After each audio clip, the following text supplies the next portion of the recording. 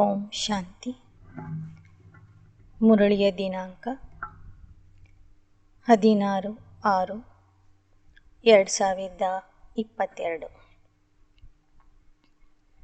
मीठे बच्चे, तुम्हें किसी भी देहधारी के नाम रूप में नहीं फंसना है।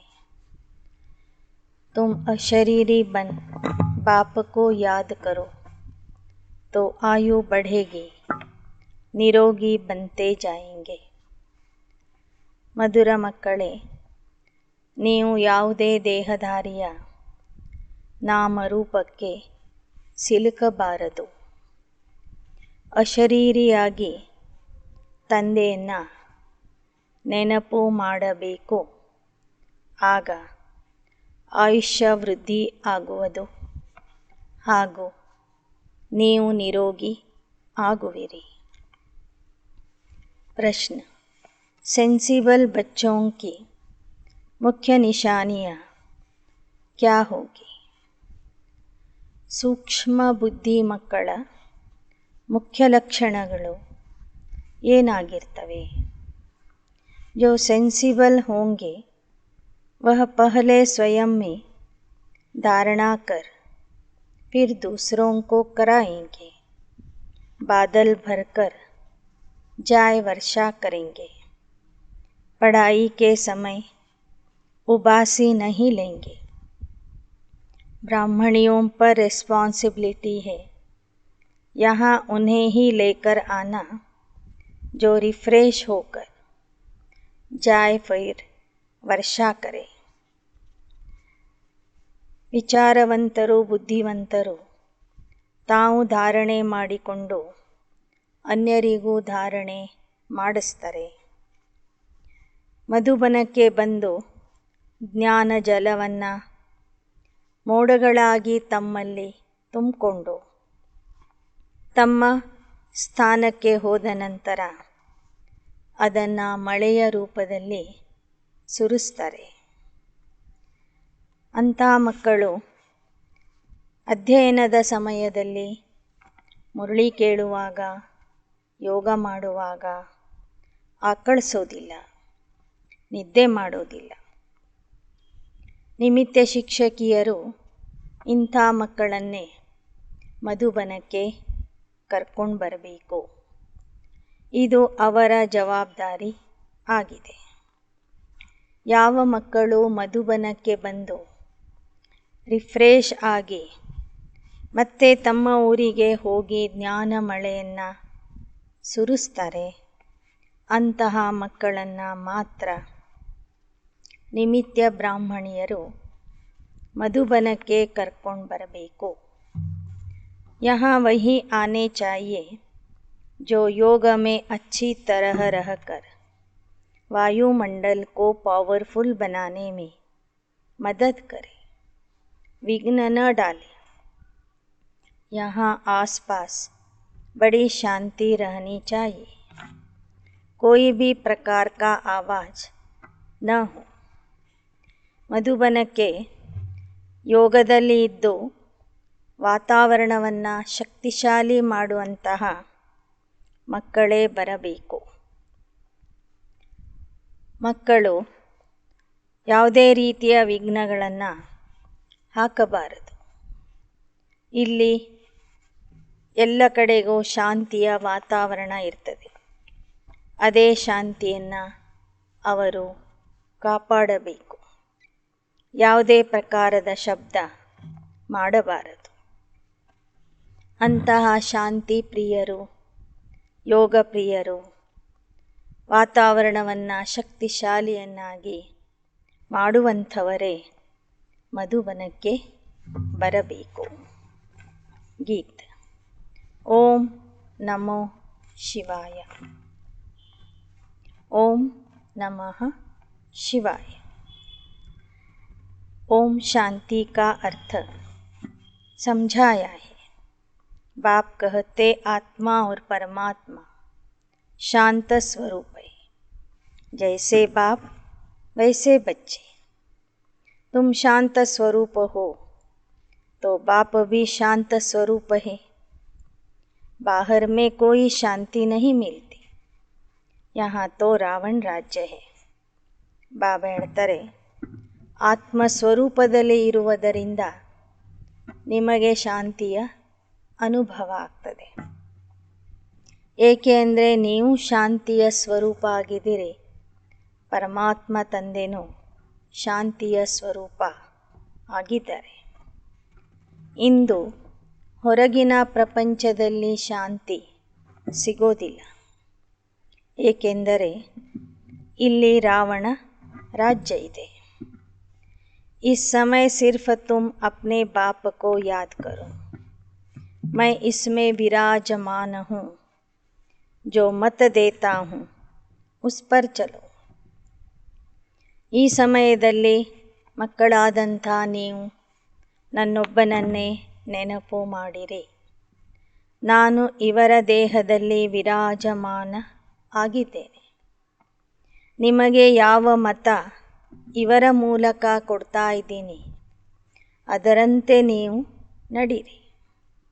बाबा कोई भी नाम रूप में नहीं फंसाते. यह नाम रूप है बाहर का, इस रूप में तुमको फंसना नहीं है. दुनिया सारी नाम रूप में फंसाती है. बाबा कहते इन सब के नाम रूप है, इनको याद नहीं करो, अपने बाप को याद करो. तुम्हारी आयु भी याद से बढ़ेगी, निरोगी बनेगी. ಬಾಬಾ ಹೇಳ್ತಾರೆ, ದೇಹಧಾರಿಗಳ ನಾಮರೂಪಕ್ಕೆ ವಶ ಆಗಬೇಡಿ. ಯಾರಿಗೆ ದೈಹಿಕ ನಾಮ ರೂಪ ಇಲ್ಲ ಅಂಥ ತಂದೆಯನ್ನು ನೆನಪು ಮಾಡಿರಿ. ಅವನ ನೆನಪಿನಿಂದ ನಿಮಗೆ ಆರೋಗ್ಯ ಸಿಗುವುದು, ಆಯುಷ್ಯನು ವೃದ್ಧಿಯಾಗುವುದು.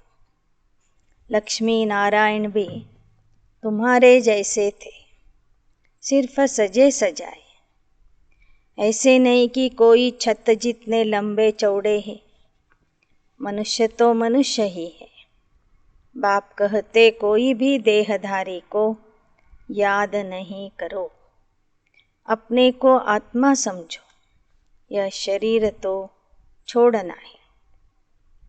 ಈ ಲಕ್ಷ್ಮೀನಾರಾಯಣರು ನಿಮ್ಮಂತೆ ಮನುಷ್ಯರೇ ಆಗಿದ್ದರು.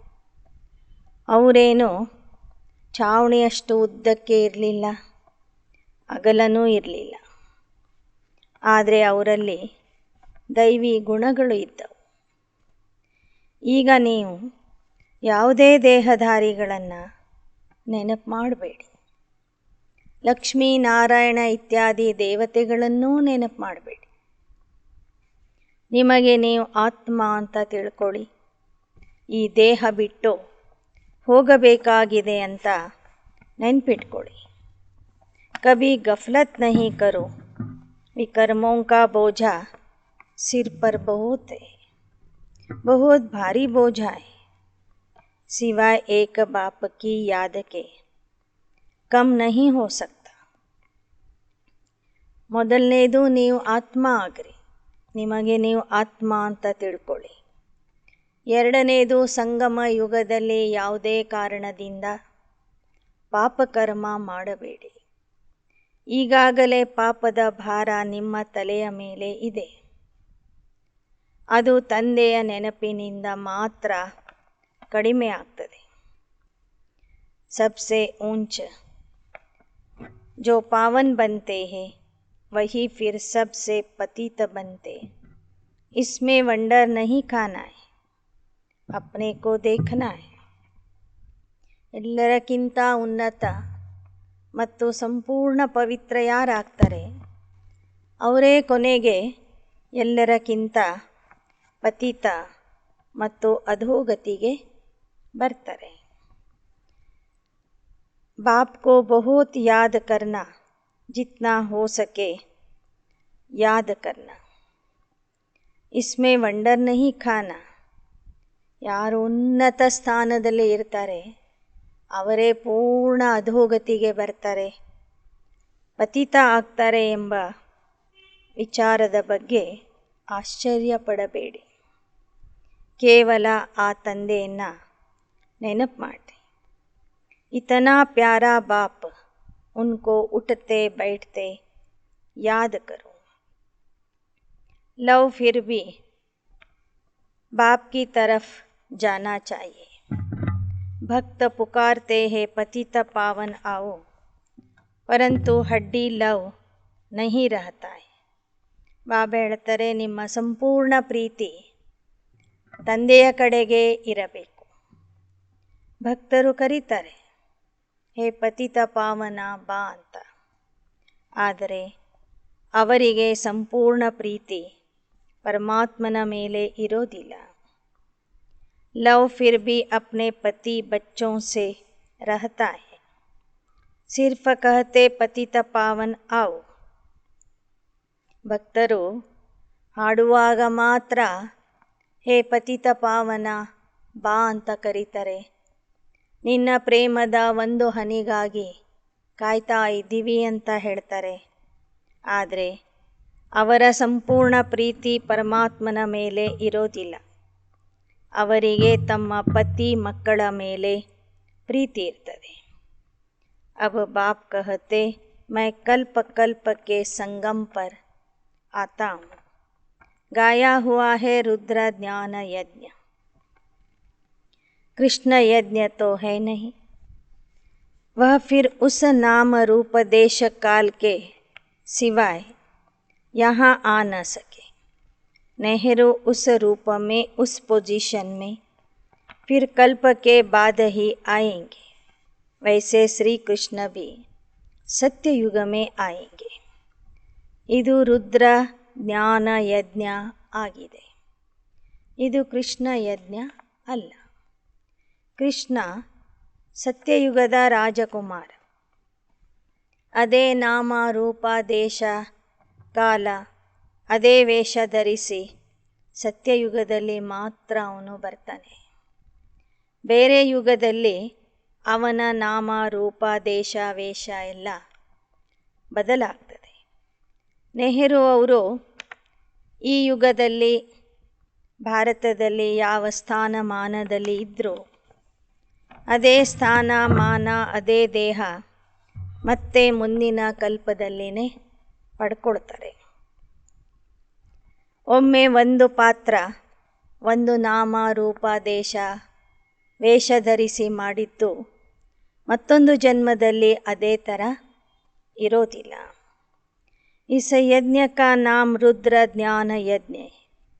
राजस्व अश्वमेध यज्ञ. राजाई के लिए बलि चढ़ना अर्थात उनका बनना. हद से तोड़ बेहद के बाप से जोड़ना. तुम जानते हो बाप क्या कर देते. बेहद का वर्षा जो कोई दे न सके. मनुष्य तो सब एक दो को मारते. ಬಾಬಾ ಹೇಳ್ತಾರೆ, ರಾಜ್ಯ ಪದವಿಗಾಗಿ ನೀವು ತಂದೆಗೆ ಬಲಿ ಆಗ್ತಾ ಇದ್ದೀರಿ. ಈಗ ಹದ್ದಿನ ಪ್ರಪಂಚದಿಂದ ಬುದ್ಧಿಯೋಗ ತೆಗೆದುಹಾಕಿ ಬೇಹದ್ದಿನ ತಂದೆಯ ಜೊತೆಗೆ ಜೋಡಿಸಬೇಕಾಗಿದೆ. ಆ ತಂದೆನೇ ನಿಮಗೆ ಬೇಹದ್ದಿನ ಆಸ್ತಿ ಕೊಡ್ತಾನೆ. ಮನುಷ್ಯರು ಯಾರೂ ಸಹ ಇಂತಹ ಬೇಹದ್ದಿನ ಆಸ್ತಿ ಪರಸ್ಪರರಿಗೆ ಕೊಡೋದಿಲ್ಲ. ಈಗಿನ ಮನುಷ್ಯರಂತೂ ಪರಸ್ಪರರಿಗೆ ಹೊಡಿತಾ ಇದ್ದಾರೆ, ಬಡಿತಾ ಇದ್ದಾರೆ, ಸಾಯಿಸ್ತಾ ಇದ್ದಾರೆ. आगे यह थोड़े ही होता था. आज तो मारते काटते रहते. ಮೊದಲಿನ ಕಾಲದಲ್ಲಿ ಇಷ್ಟೊಂದು ಹೊಡೆದಾಟ ಕೊಲೆ ಸುಲಿಗೆ ನಡೀತಿರಲಿಲ್ಲ. ಇತ್ತೀಚೆಗೆ ಇದು ಜಾಸ್ತಿ ಆಗಿದೆ. अब बाबा फिर से आया है नई दुनिया की स्थापना करने. मांगते भी है नई दुनिया नया राम राज्य. वहाँ सुख संपत्ति सब है. झगड़ा करने वाला कोई होता नहीं. ಮತ್ತೆ ತಂದೆ ಬಂದಿದ್ದಾರೆ ಹೊಸ ಜಗತ್ತಿನ ಸ್ಥಾಪನೆ ಮಾಡೋದಕ್ಕಾಗಿ. ಯಾವ ಜಗತ್ತನ್ನು ನೀವು ಕೇಳ್ತಿದ್ರಿ, ಬಯಸ್ತಿದ್ರಿ ರಾಮರಾಜ್ಯ ಬೇಕು, ಹೊಸ ಪ್ರಪಂಚ ಬೇಕು ಅಂತ. ಅದನ್ನೇ ಸ್ಥಾಪನೆ ಮಾಡೋದಕ್ಕಾಗಿ ಪರಮಾತ್ಮ ಬಂದಿದ್ದಾನೆ. ಅಲ್ಲಿ ಯಾರೂ ಸಹ ಆಸ್ತಿಗಾಗಿ, ಸುಖ ಸಂಪತ್ತಿಗಾಗಿ ಜಗಳ ಮಾಡೋದಿಲ್ಲ. ಶಾಸ್ತ್ರೋं में सत्य त्रेता को भी नर्क बना दिया है, यह भूल है ना. ಸ್ವರ್ಗದಲ್ಲಿ ಯಾರೂ ಪರಸ್ಪರ ಜಗಳ ಮಾಡೋದಿಲ್ಲ, ಯಾರಿಗೂ ಯಾರೂ ಶತ್ರುಗಳು ಇರೋದಿಲ್ಲ.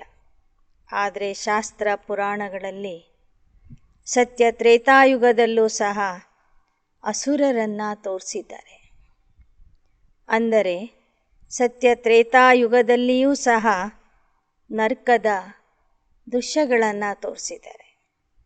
ಯ ಭೂಲ ಹೇನ ವ ಅಸತ್ಯ ಸುನಾತೆ ಬಾಪ್ ಸತ್ಯ ಸುನಾತೆ. ಸ್ವರ್ಗದಲ್ಲಿ ನರ್ಕ ಇರೋದಿಲ್ಲ, ನರ್ಕಾಸುರನೂ ಇರೋದಿಲ್ಲ, ರಾಕ್ಷಸರು ಇರೋದಿಲ್ಲ. ಅವರೆಲ್ಲರೂ ಹೇಳ್ತಿರುವುದು ಅಸತ್ಯ, ಬಾಬಾ ಹೇಳುವುದು ಸತ್ಯ. ಬಾಪ್ ಕಹತೆ तुम मुझे सत्य कहते हो ना, मैं आकर सत्य कथा सुनाता हूँ. 5000 वर्ष पहले इन लक्ष्मी नारायण का राज्य था. कहते हैं क्राइस्ट के 3000 वर्ष पहले भारत पैराडाइज था. हिसाब तो सीधा है, कल्प की आयु इतनी क्यों रख दी? अरे हिसाब करो ना, क्राइस्ट को इतना समय हुआ, युग ही यह 4 है. ಬಾಬಾ ಹೇಳ್ತಾರೆ, 5000 ವರ್ಷಗಳ ಹಿಂದೆನೋ ನಾನು ಬಂದಿದ್ದೆ, ಸತ್ಯ ಕಥೆಯನ್ನು ಹೇಳಿದ್ದೆ. ಈಗಲೂ ಬಂದಿದ್ದೇನೆ. ಕಲ್ಪದ ಅವಧಿ ಕೇವಲ 5000 ವರ್ಷಗಳು ಮಾತ್ರ. ಈ ಒಂದು ಕಲ್ಪದಲ್ಲಿ 4 ಯುಗಗಳಿವೆ. आधा कल्प दिन, आधा कल्प रात को लगता है. समझाने वाला बड़ा अच्छा चाहिए.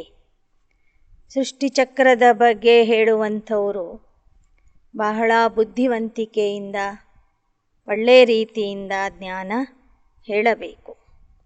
ಅರ್ಧ ಕಲ್ಪ ಹಗಲು, ಅರ್ಧ ಕಲ್ಪ ರಾತ್ರಿ, ಇದರ ಲೆಕ್ಕಾಚಾರವನ್ನು ಸರಿಯಾಗಿ ತಿಳಿಸಿಕೊಡಬೇಕು. बाप समझाते बच्चे काम महाशत्रु, देवताओं की तो महिमा गाते सर्वगुण संपन्न, 16 कला संपन्न, संपूर्ण निर्विकारी. फिर 16,100 रानियाँ कहाँ से आई? ದೇವತೆಗಳ ಮಹಿಮೆಯಲ್ಲಿ ಹಾಡ್ತಾರೆ, ದೇವತೆಗಳು ಅಂದರೆ ಸರ್ವಗುಣ ಸಂಪನ್ನರು, 16 ಕಲಾ ಸಂಪೂರ್ಣರು, ಸಂಪೂರ್ಣ ನಿರ್ವಿಕಾರಿಗಳು, ಅಹಿಂಸಾ ಪರಮೋಧರ್ಮಿಗಳು ಅಂತ ಹಾಡ್ತಾರೆ. ಮತ್ತೊಂದು ಕಡೆ ಶ್ರೀಕೃಷ್ಣನಿಗೆ 16,108 ರಾಣಿಯರನ್ನು ತೋರಿಸಿದ್ದಾರೆ. ಅದು ಯಾಕೆ? ಯಾರು ಸಂಪೂರ್ಣ ಪವಿತ್ರ ಆಗಿರ್ತಾರೆಯೋ ಅವನ ಹತ್ತಿರ ವಿಕಾರಿ ರಾಣಿಗಳನ್ನು ತೋರಿಸಿದ್ದು ಬಹಳ ತಪ್ಪಾಗಿದೆ.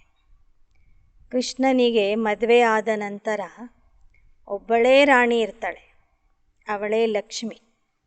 ಸತ್ಯಯುಗದಲ್ಲಿ 16,108 ರಾಣಿಯರು ಇರೋದಿಲ್ಲ. बाप कहते धर्मशास्त्र कोई भी नहीं, धर्मशास्त्र उनको कहा जाता जिसे धर्म स्थापक ने उच्चारा. धर्म स्थापक के नाम से शास्त्र बना. तुम बच्चे नई दुनिया में जाते हो, यह सब पुराना तमो प्रधान है. अब पुरानी चीज़ों से बुद्धियों घटाए माम एकम याद करो तो तुम्हारे विकर्म ವಿನಾಶ. ಶಾಸ್ತ್ರ ಪುರಾಣಗಳಿಗೆ ಧರ್ಮಶಾಸ್ತ್ರ ಅಂತ ಹೇಳೋದಿಲ್ಲ. ಧರ್ಮಶಾಸ್ತ್ರ ಅಂದರೆ ಧರ್ಮಸ್ಥಾಪಕರು ಯಾವ ಉಪದೇಶವನ್ನು ಉಚ್ಚಾರಣೆ ಮಾಡಿರ್ತಾರೆ, ಅದರ ಒಂದು ಗ್ರಂಥ ತಯಾರು ಮಾಡ್ತಾರೆ, ಅದು ಧರ್ಮಶಾಸ್ತ್ರ. ಧರ್ಮಸ್ಥಾಪಕರು ಹೇಳಿದ ವಿಚಾರಗಳನ್ನು ಒಂದು ಗ್ರಂಥದಲ್ಲಿ ಶೇಖರಣೆ ಮಾಡಿ ಏನು ಬರೀತಾರೆ ಅದು ಆ ಧರ್ಮದ ಶಾಸ್ತ್ರ ಆಗ್ತದೆ. ಹಾಗೆ ದೇವತಾ ಧರ್ಮದ ಧರ್ಮಶಾಸ್ತ್ರ ಭಗವದ್ಗೀತೆ ಆಗಿದೆ ವಿನಃ ಈ ದಂತಕಥೆಗಳು ಇರುವಂತಹ ಶಾಸ್ತ್ರಗಳು ಪುರಾಣಗಳು ಏನಿವೆ ಅವು ನಮ್ಮ ಧರ್ಮಶಾಸ್ತ್ರ ಅಲ್ಲ. ಬಾಬಾ ಹೇಳ್ತಾರೆ, ಈಗ ಜಗತ್ತೇ ಹಳೇದಾಗಿದೆ.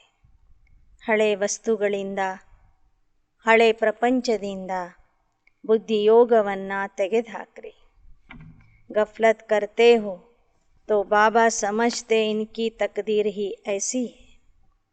बहुत सहज बात है. क्या यह तुम नहीं समझ सकते? मोह की रग सब तरफ से निकाल एक बाप को याद करो. ಬಾಬಾ ಹೇಳ್ತಾರೆ, ನನ್ನ ಮಕ್ಕಳಾಗಿಯೂ ನೀವು ತಪ್ಪುಗಳನ್ನೇ ಮಾಡ್ತಾ ಇದ್ದರೆ ನಿಮ್ಮ ವಿಕರ್ಮ ವಿನಾಶ ಆಗುವುದು ಹೇಗೆ? ಇದು ನಿಮಗೆ ಅರ್ಥ ಆಗಲ್ವಾ? ನಿಮ್ಮಲ್ಲಿ ಇರುವ ಎಲ್ಲ ವಿಕಾರಗಳನ್ನು ತೆಗೆದು ಹಾಕಬೇಕು. ಮೋಹನೂ ಕಡಿಮೆ ಇಲ್ಲ, ಮೋಹನೂ ತೆಗೆದುಹಾಕ್ರಿ. ಒಬ್ಬ ತಂದೆಯನ್ನು ನೆನಪು ಮಾಡಿ. ತಂದೆಯ ಮೇಲೆ ಶುದ್ಧವಾದಂಥ ಮೋಹ ಇರಲಿ, ಪ್ರೀತಿ ಇರಲಿ. 21 जन्मों के लिए तुमको फिर कोई दुख नहीं होगा. न तुम इतनी कुब्जाए आदि बनेंगे. वहाँ समझते हैं बस आयु पूरी हुई, एक शरीर छोड़ दूसरा लेना है. ಭವಿಷ್ಯದ 21 ಜನ್ಮಗಳವರೆಗೆ ನಿಮಗೆ ಯಾವ ದುಃಖನೂ ಬರೋದಿಲ್ಲ. ಇಲ್ಲಿಯ ಥರ ನೀವು ಹಣ್ಣಣ್ಣು ಮುದುಕಿಯರು ಆಗೋದಿಲ್ಲ. ಆಯುಷ್ಯ ಮುಗಿತಿದ್ದಂಗೆ ಒಂದು ದೇಹ ಬಿಟ್ಟು ಇನ್ನೊಂದು ದೇಹದಲ್ಲಿ ಹೋಗಿಬಿಡ್ತೀರಿ. ಜರೂರ್ ಪತಾ ಪಡ್ತಾ ಹೋगा. इस समय के मनुष्यों से जास्ती अक्ल जानवरों की भी होती है. भ्रमरी का मिसाल भी यहाँ का है, सर्प का मिसाल भी यहाँ का है. अब तुम्हारे सुख के दिन आ रहे. ಇಲ್ಲಿ ಮನುಷ್ಯರಿಗೆ ತಾವು ದೇಹ ಬಿಡುವುದು ಗೊತ್ತಾಗೋದಿಲ್ಲ, ಪ್ರಾಣಿಗಳಿಗೆ ಗೊತ್ತಾಗ್ತದೆ.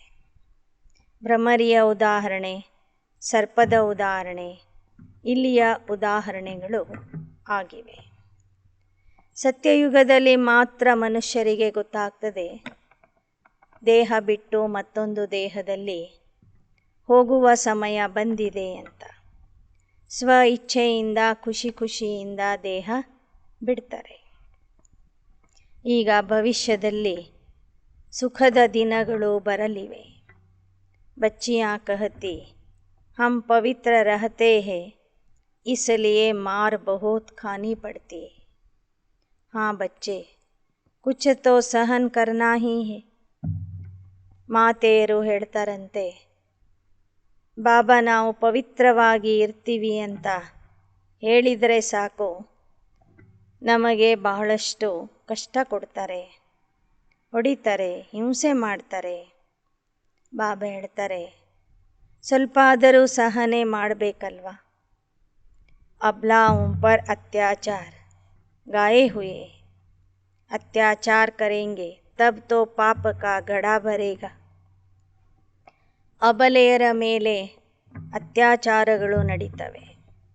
ದ್ರೌಪದಿಯ ಮೇಲೆ ಅತ್ಯಾಚಾರ ಮಾಡಿದ್ರು ಅಂತ ಕಥೆ ಇದೆ ಅಲ್ವಾ.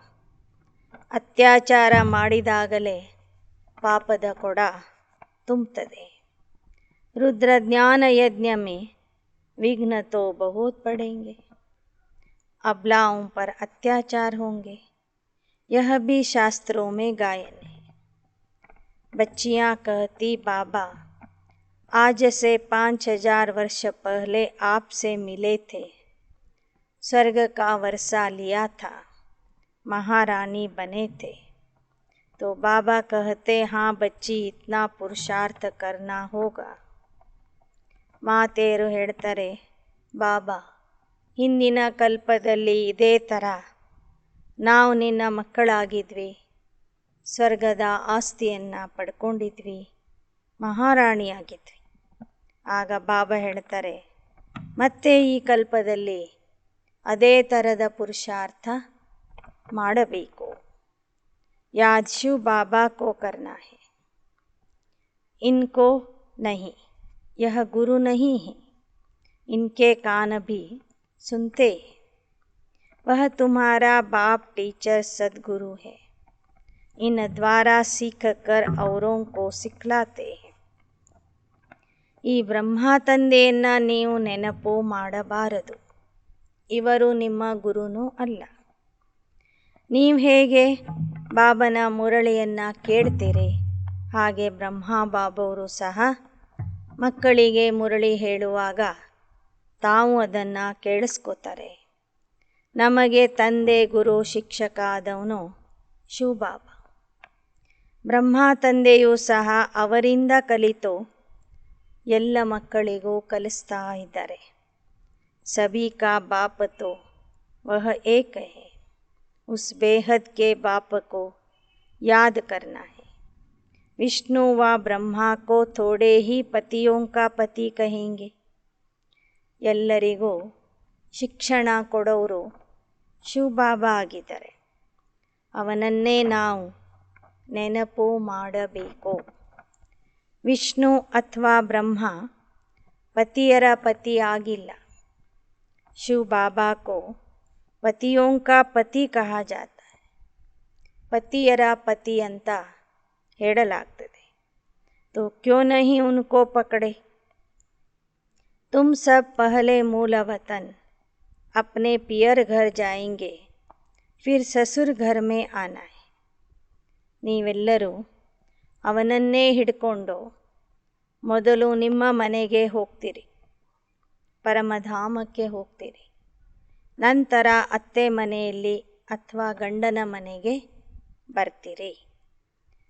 ಪಹಲೆ ಶಿವ ಬಾಬಾ ಕೆ ಪಾಸ್ ಸಲಾಮಿ ಭರ್ನಿ ಹಿ, ಫಿರ್ ಆಯೆಂಗೆ ಸತ್ಯಯುಗ ಮೇ. ಮೊದಲು ಶಿವತಂದೆಯ ಹತ್ತಿರ ಹೋಗಿ ಅವನಿಗೆ ಸಲಾಂ ಮಾಡಬೇಕು. ನಂತರ ಸತ್ಯಯುಗದಲ್ಲಿ ಬರಬೇಕು. ಬಾಬಾ ಸಬ್ ತರಫ್ ಬಚ್ಚೋं को देखते, कहाँ कोई झुटका तो नहीं खाते हैं. झुटका खाया, उबासी दी, बुद्धि योग गया. फिर वह वायुमंडल को खराब कर देते हैं, क्योंकि बुद्धि योग बाहर भटकता है ना. ಬಾಬಾ ಎಲ್ಲ ಮಕ್ಕಳನ್ನು ನೋಡ್ತಿರ್ತಾರೆ. ಯಾರಾದರೂ ತುಕ್ಕಡಿಸ್ತಾ ಇದ್ದಾರೆ, ನಿದ್ದೆ ಮಾಡ್ತಾ ಇದ್ದಾರೆ, ಆಕಳಿಸ್ತಾ ಇದ್ದಾರೆ. ಯಾರು ತುಕ್ಕಡಿಸ್ತಾ ಇರ್ತಾರೆ ಅವರ ಬುದ್ಧಿಯೋಗ ತಂದೆಯ ಕಡೆಗೆ ಇರೋದಿಲ್ಲ.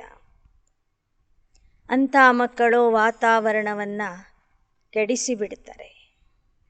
ಇನ್ನು ಕೆಲವರ ಬುದ್ಧಿಯೋಗ ಹೊರಗೆ ಅಲ್ದಾಡ್ತಿರ್ತದೆ. इसलिए बाबा हमेशा कहते, बादल ऐसे ले आओ जो रिफ्रेश होकर जाए, वर्षा करे. बाकी क्या आकर करेंगे. लेने आने वाले ರೆಸ್ಪಾನ್ಸಿಬಿಲಿಟಿ भी चाहिए ना. ಬಾಬಾ ಹೇಳ್ತಾರೆ, ಮೋಡಗಳಾಗಿ ಜ್ಞಾನ ಜಲವನ್ನು ತುಂಬಿಕೊಂಡು ಹೋಗಿ ಮಳೆ ಸುರಿಸುವಂಥ ಮಕ್ಕಳನ್ನು ಕರ್ಕೊಂಡು ಬನ್ನಿ. ಉಳಿದವರನ್ನು ಕರ್ಕೊಂಡು ಬಂದಾದರೂ ಪ್ರಯೋಜನ ಏನು.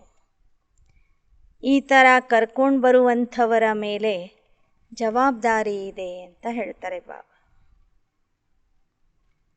कौन सी ब्राह्मणी सेंसिबल है जो भर कर जाए वर्षा करे, ऐसे को लाना है. बाकी को लाने से फायदा ही क्या. ವಿಚಾರವಂತ ಶಿಕ್ಷಕಿಯರು ಅಂಥ ಮಕ್ಕಳನ್ನು ಆರಿಸಿ ಕರ್ಕೊಂಡು ಬರಬೇಕು. ಅಂಥ ಇಂಥ ಮಕ್ಕಳನ್ನು ಕರ್ಕೊಂಡು ಬಂದ್ರೂ ಸಹ ಲಾಭ ಏನು. ಸುನ್ಕರ್ ಧಾರಣ್ ಕರ್ धारणा करानी है, मेहनत भी करनी है. जिस भंडारी से खाते हैं काल कंटक दूर हो जाते हैं, तो यहाँ वह आने चाहिए जो योग में भी अच्छी रीति रह सके. ಯಾರು ಧಾರಣೆ ಮಾಡಿಸ್ತಾರೆ ಅಂಥ ಮಕ್ಕಳೇ ಇಲ್ಲಿಗೆ ಬರಬೇಕು. ಇಲ್ಲದಿದ್ದರೆ ಬಂದು ಭಂಡಾರದಿಂದ ಊಟ ಮಾಡಿ ಇದ್ದು ಹೋಗೋದಾದರೆ ಅವರಿಂದ ಏನೂ ಲಾಭ आगोदिಲ್ಲ. वायुमंडल को खराब कर देते. इस समय और ही खबरदार रहना है. ಯೋಗ ಜ್ಞಾನ ಇಲ್ಲದೇ ಇರುವಂಥ ಮಕ್ಕಳು ಮಧುಬನಕ್ಕೆ ಬಂದ್ರೂ ಅಲ್ಲಿಯ ವಾತಾವರಣ ಕೆಡಿಸ್ತಾರೆ ವಿನಃ ಅಲ್ಲಿಯ ವಾತಾವರಣ ಶಕ್ತಿಶಾಲಿಯನ್ನಾಗಿ ಮಾಡೋದಿಲ್ಲ. ಆದ್ದರಿಂದ ಬಹಳ ಎಚ್ಚರಿಕೆ ವಹಿಸಿ ಒಳ್ಳೆಯ ಮಕ್ಕಳನ್ನು ಆರಿಸಿ ಮಧುಬನಕ್ಕೆ ಕರ್ಕೊಂಡು ಬರಬೇಕು. फ़ोटो आदि निकालने की भी बात नहीं. जितना हो सके बाप की याद में रह योगदान देना है. ಇಲ್ಲಿ ಬಂದು ಫೋಟೋನು ತಗೋಬಾರ್ದು. ಬಹಳ ಜನ ಅಲ್ಲಿ ನಿಂತು ಇಲ್ಲಿ ನಿಂತು ಫೋಟೋ ತೆಗೆಸ್ಕೊಳ್ತಾರೆ. ಅದರ ಅವಶ್ಯಕತೆ ಇಲ್ಲ ಅಂತ ಹೇಳ್ತಾರೆ ಬಾಬಾ. ಎಷ್ಟು ಸಾಧ್ಯವೋ ಅಷ್ಟು ಶಾಂತಿಯಿಂದ ಯೋಗದಲ್ಲಿ ಇದ್ದು ಯೋಗದಾನ ಕೊಡಬೇಕು. हॉस्पिटल हमेशा शांत रहता है. बाहर एकांत भी रहता है जहाँ आवाज़ न हो. पेशेंट को शांति चाहिए. तुमको डायरेक्शन मिलता है तो उस शांति में रहना है. ಆಸ್ಪತ್ರೆಯ ವಾತಾವರಣ ಹೇಗಿರ್ತದೆ? ಅಲ್ಲಿ ಯಾರು ಜೋರಾಗಿ ಮಾತಾಡೋದಿಲ್ಲ, ಶಾಂತಿಯನ್ನು ಕಾಪಾಡ್ತಾರೆ. ಹಾಗೆ ಬಾಬಾ ಹೇಳ್ತಾರೆ, ಮಧುಬನನೂ ಆಸ್ಪತ್ರೆ ಆಗಿದೆ. ಇಲ್ಲಿ ಯಾರೂ ಸಹ ಜೋರಾಗಿ ಮಾತಾಡಬಾರ್ದು, ಶಾಂತಿಯಿಂದ ಇರಬೇಕು. ಯಾ ರಿಯಲ್ ಶಾಂತಿ ಹೈ, ಬಾಕಿ ಹೈ ಆರ್ಟಿಫಿಷಿಯಲ್. ಇಲ್ಲಿ ನೀವು ಆತ್ಮಸ್ವರೂಪದಲ್ಲಿ ಇದ್ದು ತಂದೆಯನ್ನು ನೆನಪು ಮಾಡ್ತೀರಿ. ಇದು ನಿಜವಾದ ಶಾಂತಿ. ಹೊರಗಿರುವ ಶಾಂತಿಯೆಲ್ಲ ನಕಲಿ ಶಾಂತಿ ಆಗಿದೆ. वह कहते हैं 2 मिनट डेड साइलेंस, परंतु वह 2 मिनट भी बुद्धि कहाँ कहाँ जाती रहती है. ಲೌಕಿಕ ಪ್ರಪಂಚದವರು ಗಾಂಧಿ ಜಯಂತಿಯ ದಿನ ಮತ್ತೊಂದು ದಿನ 2 ನಿಮಿಷ ಶಾಂತಿಯ ಆಚರಣೆ ಮಾಡ್ತಾರೆ. ಆ 2 ನಿಮಿಷದಲ್ಲೂ ಸಹ ಅವರ ಬುದ್ಧಿ ಶಾಂತಿಯಲ್ಲಿ ಇರೋದಿಲ್ಲ, ಅಲ್ಲಿ ಇಲ್ಲಿ ಹೋಗ್ತಾ ಇರ್ತದೆ. एक को भी सच्ची शांति नहीं रहती. तुम डिटैच हो जाएंगे. हम आत्मा है, यह है अपने स्वधर्म में रहना. बाकी गुटखा खाकर शांत रहना कोई रियल शांति नहीं. ದೇಹದಿಂದ ಡಿಟ್ಯಾಚ್ ಆಗಿ ಆತ್ಮನ ಸ್ವಧರ್ಮದಲ್ಲಿ ಇರುವುದು ಏನಿದೆ ಅದು ನಿಜವಾದ ಶಾಂತಿಯ ಅನುಭವ ಆಗಿದೆ.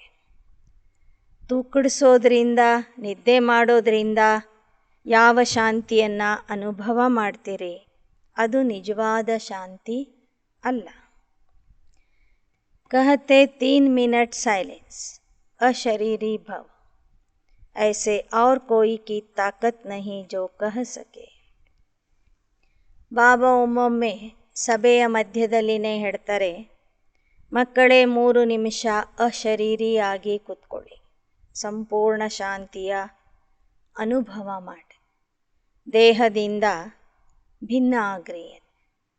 ಈ ಥರ ಹೇಳುವ ಶಕ್ತಿ ಬೇರೆ ಯಾರಿಗೂ ಇಲ್ಲ.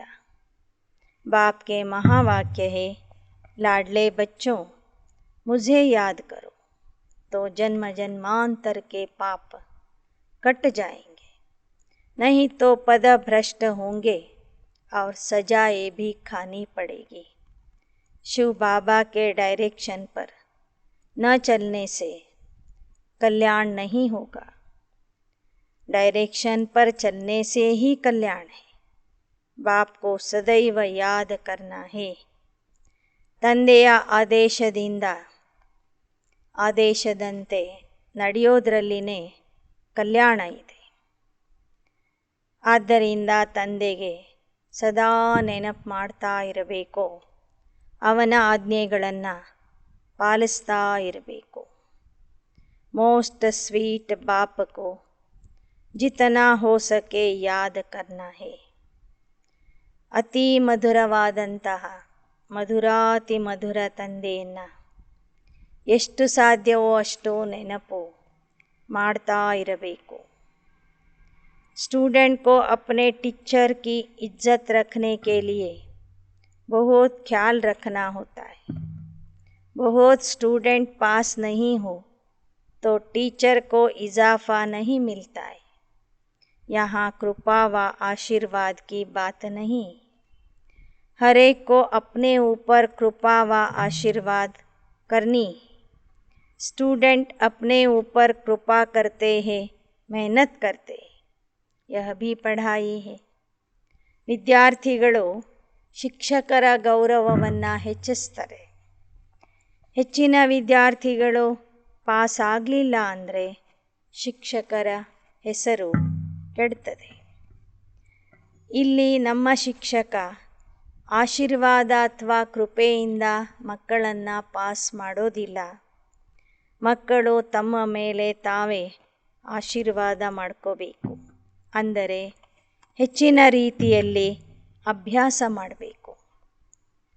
ಜಿತನಾ ಯೋಗ ಲಗಾಯೆಂಗೆ ಪಡೆಂಗೆ ಉತನಾ ವಿಕರ್ಮ ಜೀತ ಬನೆಂಗೆ ಊಂಚ ಪದ ಪಾಯೆಂಗೆ. ಎಷ್ಟೆಷ್ಟು ನೀವು ಯೋಗ ಮಾಡ್ತೀರಿ, ಸರಿಯಾಗಿ ಅಭ್ಯಾಸ ಮಾಡ್ತೀರಿ, ಅಷ್ಟೇ ನೀವು ವಿಕರ್ಮ ಜೀತ ಆಗ್ತೀರಿ, ಉನ್ನತ ಪದವಿಗೆ ಹೋಗ್ತೀರಿ. याद से एवर निरोगी बनेंगे. मन मना भव.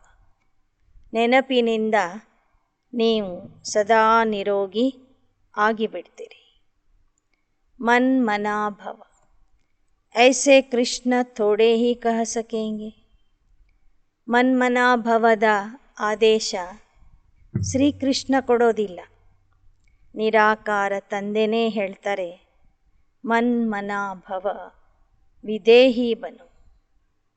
ವಿದೇಹಿಯಾಗಿ ನನ್ನನ್ನು ನೆನಪು ಮಾಡಿರಿ. ಯಹ ಈಶ್ವರೀಯ ಬೇಹದ್ ಕಾ ಪರಿವಾರ ಹೈ. माँ बाप भाई बहन बस और कोई ಸಂಬಂಧ नहीं. ಇದು ಈಶ್ವರೀಯ ಪರಿವಾರ ಆಗಿದೆ. ಇಲ್ಲಿ ತಂದೆ ತಾಯಿ ಸೋದರ ಸೋದರಿಯರು, ಬೇರೆ ಯಾವ ಸಂಬಂಧನೂ ಇಲ್ಲ. सभी संबंधों में चाचा मामा काका रहते हैं. यहाँ है ही भाई बहन का संबंध. ऐसा कभी होता नहीं सिवाय संगम के. ಲೌಕಿಕದಲ್ಲಿ ಪ್ರತಿಯೊಬ್ಬರಿಗೂ ಚಿಕ್ಕಪ್ಪ ದೊಡ್ಡಪ್ಪ ಮಾವ ಸೋದರ ಮಾವ ಅತ್ತೆ ಸೋದರತ್ತೆ ಅಂತ ಅನೇಕ ಸಂಬಂಧಿಕರು ಇರ್ತಾರೆ. ಸಂಗಮ ಯುಗದ ಈಶ್ವರೀಯ ಪರಿವಾರದವರಿಗೆ ಸೋದರ ಸೋದರಿ ಮತ್ತು ತಂದೆ ತಾಯಿಯನ್ನು ಬಿಟ್ಟರೆ ಬೇರೆ ಯಾವ ಸಂಬಂಧನೂ ಇಲ್ಲ.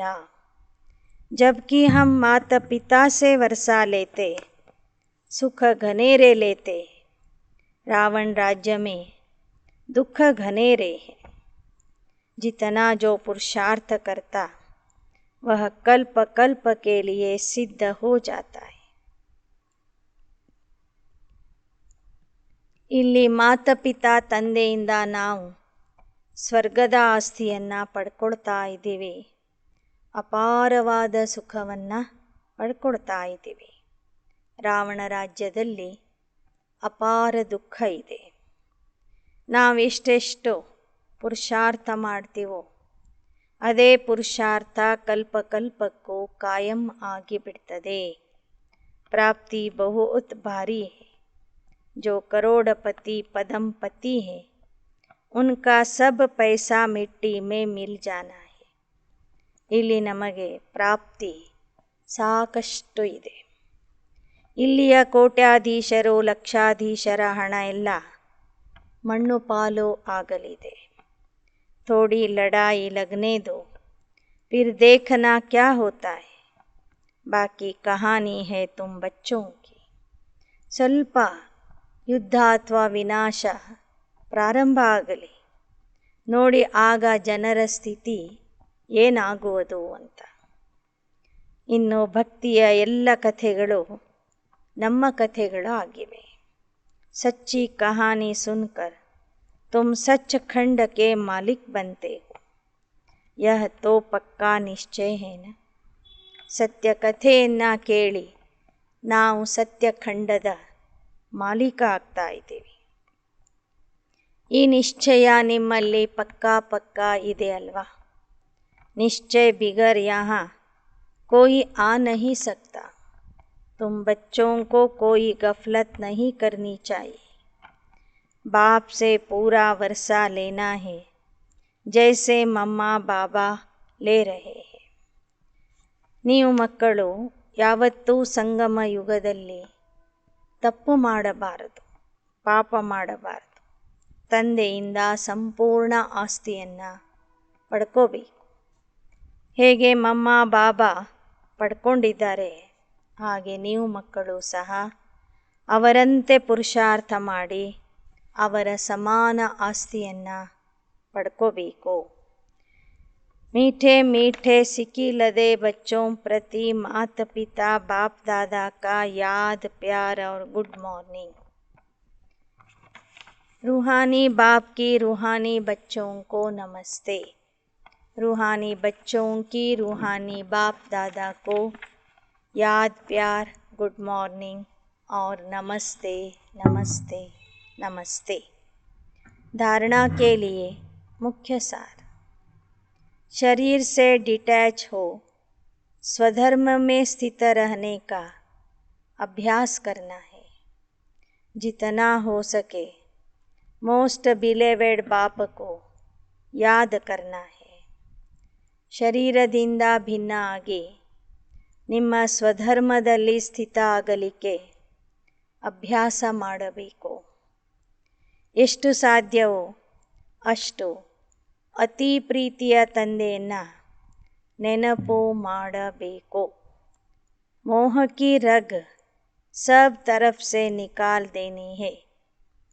ಮೋಹದ ಸೆಳೆತವನ್ನು ಎಲ್ಲರಿಂದನೂ ತೆಗೆದು ಹಾಕಬೇಕು. ಎರಡನೇದು, पढ़ाई पर पूरा ध्यान दे.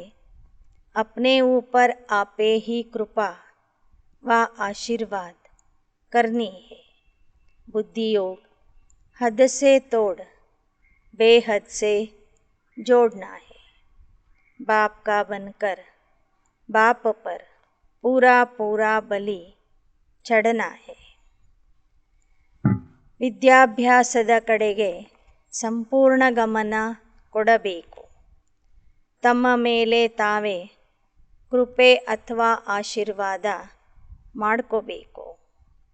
ಬುದ್ಧಿಯೋಗ ಹದ್ದಿನಿಂದ ತೆಗೆದುಹಾಕಿ ಬೇಹದ್ದಿನ ಜೊತೆಗೆ ಜೋಡಿಸಬೇಕು.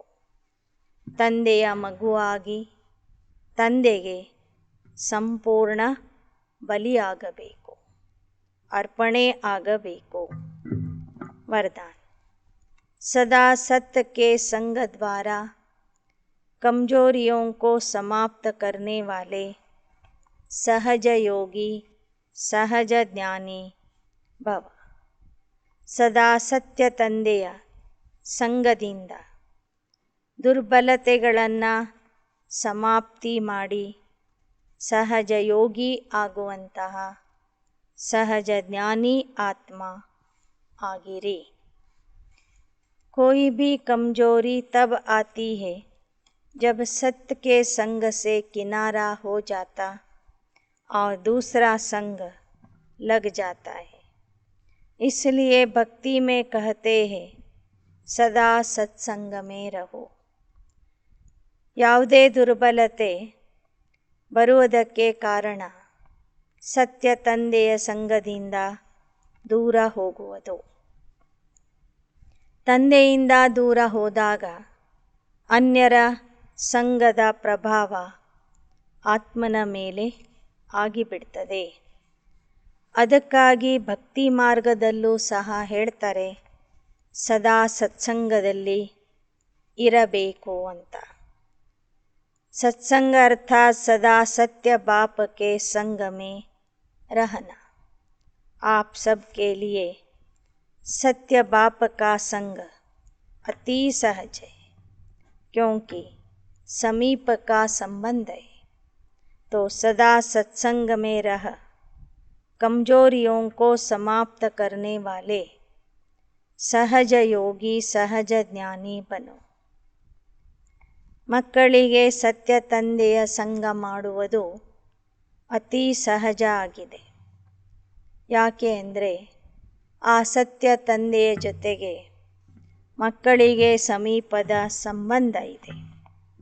ಆದ್ದರಿಂದ ಸದಾ ಆ ಸತ್ಸಂಗದಲ್ಲಿ ಇದ್ದು ನಿಮ್ಮ ದುರ್ಬಲತೆಗಳನ್ನು ಸಮಾಪ್ತಿ ಮಾಡಿಕೊಳ್ಳುವಂತಹ सहज योगी सहज ज्ञानी आगिरी।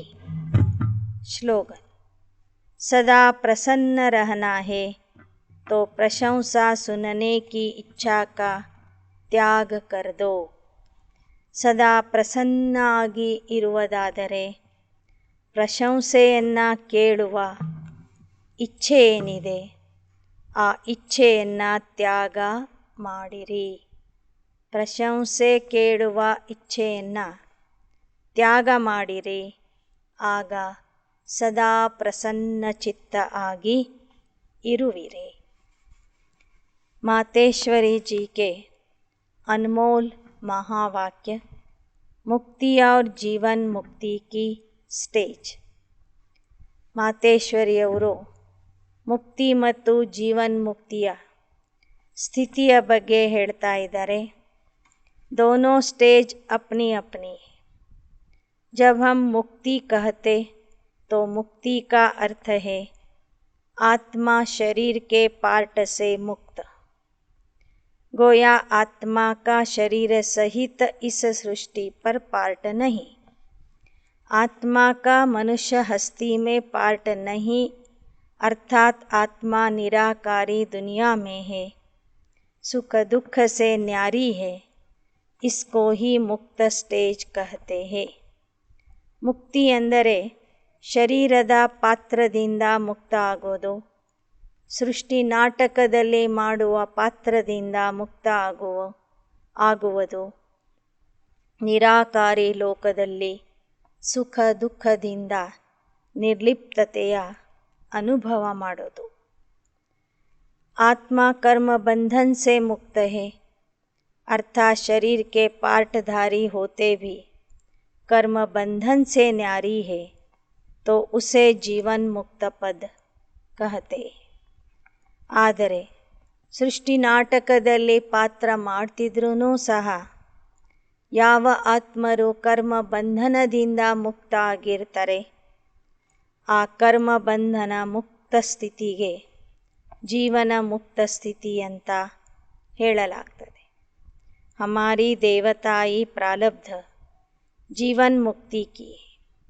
जब आत्मा का स्टेज पर पार्ट ही नहीं तो मुक्ति, और जब जीवन में होते कर्म बंधन नहीं तो वह जीवन मुक्ति है. जितना प्रभु के साथ योग लगाए कर्मातीत बने हैं तो वो सत्ययुगी जीवन मुक्त देवता पद पाते हैं. बाकी जो धर्मराज की सजाएं खाकर कर्म बंधन से मुक्त हो शुद्ध बन मुक्ति धाम में जाते हैं, वह मुक्ति में, लेकिन मुक्ति धाम में कोई पद नहीं. वह स्टेज तो बिगर पुरुषार्थ आपे ही अपने समय पर मिल जाती. ಮಾತೇಶ್ವರಿಯವರು ಹೇಳ್ತಾ ಇದ್ದಾರೆ, ಜೀವನ ಮುಕ್ತಿ ಅಂದರೆ ಪರಮಾತ್ಮನ ನೆನಪು ಮಾಡಿ ಕರ್ಮಾತೀತ ಅವಸ್ಥೆಗೆ ತಲುಪುವುದು. ಅವರಿಗೆ ಜೀವನ ಮುಕ್ತಿಯಲ್ಲಿ ದೇವತಾ ಪದವಿಯ ಪ್ರಾಪ್ತಿಯಾಗ್ತದೆ. ಉಳಿದ ಆತ್ಮರು ಧರ್ಮರಾಜನ ಹತ್ತಿರ ಹೋಗಿ ಶಿಕ್ಷೆ ಅನುಭವಿಸಿ ಕರ್ಮ ಬಂಧನ ಮತ್ತು ವಿಕರ್ಮದ ಖಾತೆಯನ್ನು ಸ್ವಚ್ಛ ಮಾಡಿ ಮುಕ್ತಿಧಾಮಕ್ಕೆ ಹೋಗ್ತಾರೆ. ಆ ಮುಕ್ತಿಧಾಮದಲ್ಲಿ ಪದವಿಗಳು ಇರೋದಿಲ್ಲ. ಮುಕ್ತಿಯ ಸ್ಥಿತಿ ಎಲ್ಲರಿಗೂ ಪ್ರಾಪ್ತಿಯಾಗ್ತದೆ. ಮುಕ್ತಿಯ ಆಸ್ತಿ ಎಲ್ಲರಿಗೂ ಸಿಗ್ತದೆ. ಜೀವನ್ಮುಕ್ತಿಯ ಆಸ್ತಿ ಯೋಗ ಮಾಡುವಂಥವರಿಗೆ, ಪುರುಷಾರ್ಥ ಮಾಡುವಂಥವರಿಗೆ ಮಾತ್ರ ಸಿಗ್ತದೆ. ಮುಕ್ತಿ ಪುರುಷಾರ್ಥದ ವಿನಃ, ಪುರುಷಾರ್ಥ ಮಾಡ್ದೇ ಮುಕ್ತಿ ಸಿಗ್ತದೆ. ಜೀವನ ಮುಕ್ತಿಗೆ ಮಾತ್ರ पुरुषार्थ ಬೇಕು. मनुष्यों की चाहना द्वापर से लेकर कलयुग के अंत्य तक यह उठती है कि जनन मरण के चक्र में न आवे. वो आश अब पूर्ण होती है. ಸಾಮಾನ್ಯವಾಗಿ ದ್ವಾಪರ ಕಲಿಯುಗದ ಮನುಷ್ಯರು ಸತ್ಯತ್ರೇತಾಯುಗದ ಪಾತ್ರ ಇಲ್ಲದೇ ಇರುವ ಕಾರಣ ಜನನ ಮರಣದಿಂದ ಮುಕ್ತಿಯನ್ನು ಕೇಳ್ತಾರೆ. ಅವರ ಆ ಆಶೆ अर्धाकल्पक्कागी पूर्ण ಆಗ್ತದೆ. सर्व आत्माओं को वाया मुक्ति धाम से पास अवश्य होना है. ಅಂಥ ಆತ್ಮರು ಅರ್ಧಾಕಲ್ಪದವರೆಗೆ ಮುಕ್ತಿಧಾಮದಲ್ಲಿ ವಾಸ ಮಾಡ್ತಾರೆ. ನಂತರ ಮತ್ತೆ ಸೃಷ್ಟಿ ನಾಟಕದಲ್ಲಿ ಪಾತ್ರ ಅಭಿನಯಿಸಲು ಬರ್ತಾರೆ. ಅಚ್ಚಾ. ಓಂ ಶಾಂತಿ. ಓಂ ಶಾಂತಿ. ओम शांति.